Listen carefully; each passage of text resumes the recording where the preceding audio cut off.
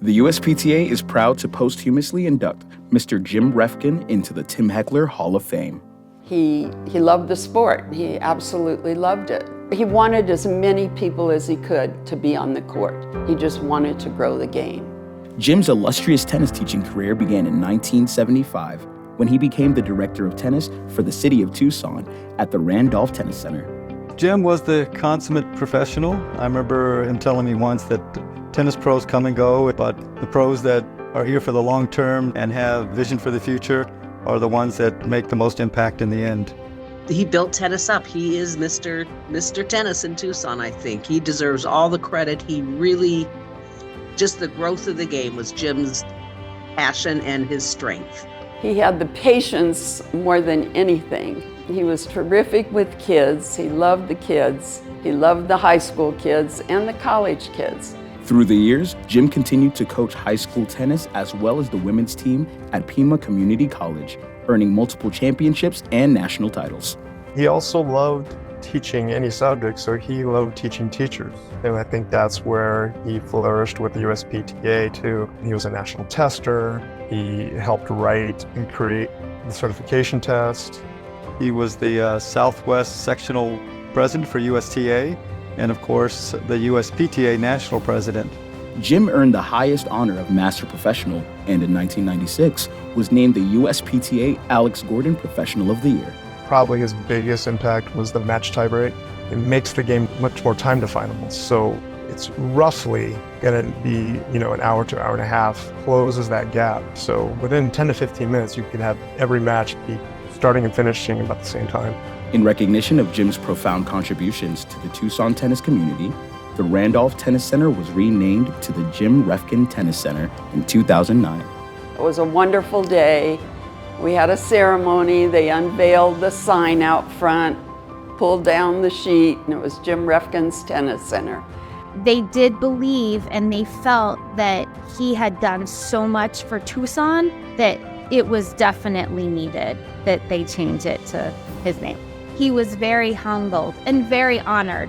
He built and expanded the facility. It was 10 red-dyed concrete courts. And he took those 10 courts and over the course of his 35, 40 years of facility, grew it to 25 courts. And he knew that the magic number was 25 courts to host national championships. That facility grew into the crown jewel it is in the Southwest. I think a huge accomplishment in Tucson was he got all these national tournaments to come play at the Reffkin Tennis Center at his facility. And they would come year after year, and he would establish his relationships with all these players, and he would bring so much revenue into the city, hotels, restaurants, shops. And it's gone a full circle. Now my grandchildren are taking lessons here in the summer because they live in Colorado, so they come out for a month.